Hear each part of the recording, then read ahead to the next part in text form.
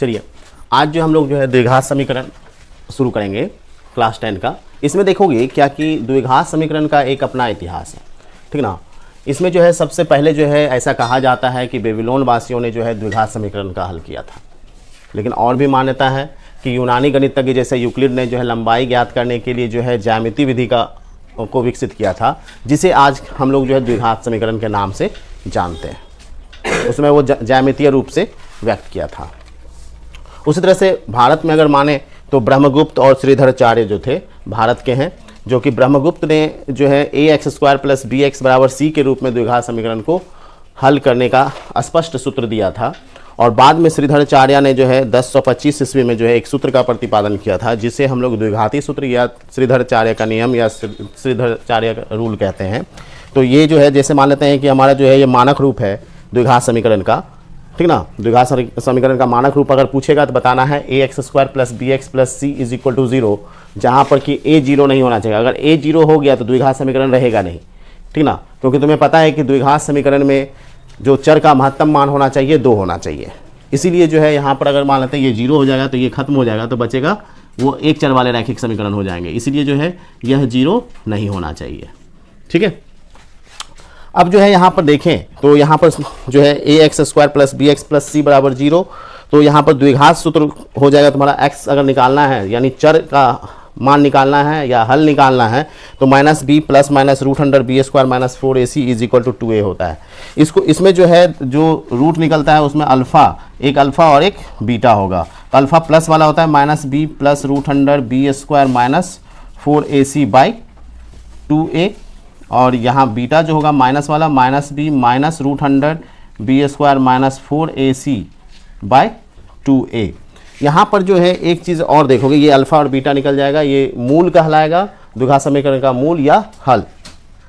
इसके अलावे जो है तुम्हारा जो अब्राहम बारहिया हानासी यूरो ने जो है 1145 ईस्वी में अपना पुस्तक जो है लीबर इम्बाडोरम, ठीक ना, लीबर इम्बाडोरम नाम का जो है एक पुस्तक लिखा था, जो कि 1145 में ही प्रिंट हुआ था। उसमें जो है द्विघात समीकरण को पूर्ण हल करने का जो है विधि दिया गया था, ठीक ना, या फिर उसने लिखा था। अरब गणितज्ञ जो था अल ख्वारिज़मी ने भी जो है द्विघात समीकरण के अध्ययन में अपना योगदान दिया था, ठीक ना। तो ये याद रखना है कि हर देश के जो है लगभग जो है अरब देश हो गया, भारत हो गया, यूनान के हो गए, बेबीलोन के हो गए, ठीक ना, तो ये सभी जो है गणितज्ञों का योगदान जो है द्विघात समीकरण के विकास में रहा, यानी गणित के विकास में रहा, अलजेब्रा में, ठीक है। तो इसके बेस पर हम लोग देखेंगे कि अभी जो है कैसे इसका सॉल्यूशन निकलता है, ठीक ना, और द्विघात समीकरण होता क्या है, ठीक ना। अब देखिएगा कि हम लोगों को आया क्या, x = -b + √b² - 4ac / 2a आया। यहाँ पर देखोगे कि ये जो b² - 4ac जो है ये है क्या, ठीक ना। तो विवेचक जो है या डिस्क्रिमिनेंट बोलते हैं, विवेचक को हम लोग d से सूचित करते हैं। तो d कैपिटल D ले लीजिए, d बराबर होता है b² - 4ac, ठीक ना। तो यहाँ पर जो है तुम फार्मूला यहाँ से मॉडिफाई हो जाएगा, -b + -√d / 2a भी हम लोग लिख सकते हैं, ठीक ना। अब जो है यहाँ पर क्या पता चलता है कि d अगर > 0 हो तो मूल वास्तविक और असमान होगा। तो मूल वास्तविक और असमान मतलब बराबर नहीं होगा। तो इस केस में d जो है यहाँ पर जो है क्या हो जाएगा, d बराबर -b, ठीक ना, और x बराबर मूल ना, तो x बराबर जो हो जाएगा -b + -√d / 2a रहेगा। ये हमारा आ जाएगा मूल, अगर d > 0 है तब। अगर d बराबर 0 हो तो मूल वास्तविक और समान होगा, बराबर रहेगा, ठीक ना। तो इस केस में मूल जो हो जाएगा तुम्हारा -b / 2a होता है, ठीक है। दोनों मूल अल्फा और बीटा का मान बराबर होगा, अल्फा बराबर बीटा होगा, और इस केस में अल्फा = बीटा, ठीक ना। यहाँ पर अल्फा बीटा बराबर। और थर्ड में जो है अगर d < 0 हो तो मूल अवास्तविक और कह सकते हो संभव नहीं होगा। ठीक ना, तो इसका मूल हम लोग अगर d लेस देन 0 आ जाएगा तो हम लोग मूल नहीं निकाल सकते हैं, मतलब x का वैल्यू हम लोग फाइंड आउट नहीं करेंगे। मतलब इसका मतलब क्या हो गया, d का वैल्यू ऋणात्मक हो जाएगा। ठीक है, तो अब जो है हम लोग क्वेश्चन देखेंगे है क्या कि जांच कीजिए कि क्या निम्न द्विघात समीकरण है या नहीं है। तो हम पहला क्वेश्चन बना रहे हैं, तो x + 1 का whole square is equal to 2 × x - 3 है, तो ब्रैकेट ब्रेक कर दीजिए, तो ये क्या हो जाएगा x² + 1 + 2x is equal to 2x - 3 × 6। तो ये 2x और ये 2x कैंसिल हो जाएगा। ट्रांसपोजिशन करोगे तो x² + 1 + 6 इज इक्वल टू 0, तो ये हो जाएगा x² + 7 इज इक्वल टू 0। तो इसको अगर द्विघात समीकरण की तरह हम लोग लिखें तो हम लोग क्या लिख सकते हैं, x² + 0 into x + 7 is equal to 0। तो ये देखो द्विघात समीकरण के मानक रूप में लिखा हुआ है, मतलब ये क्या होगा, ये द्विघात समीकरण है, तो द्विघात समीकरण है।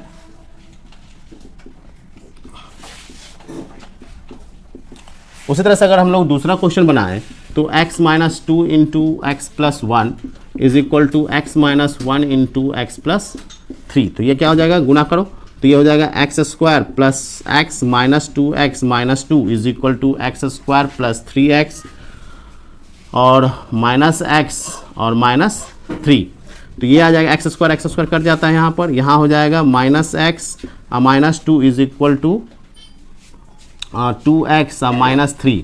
तो यहाँ पर देखोगे कि अगर ट्रांसपोज भी करते हो तो ये उधर ले जाओगे तो हो जाएगा 2x - 3 + x + 2 is equal to 0 और 2 1 3x और -1 इज इक्वल टू 0। तो ये देखोगे कि x² नहीं है, यहाँ पर एक चर वाले रैखिक समीकरण हो गया, यानी द्विघात समीकरण नहीं है,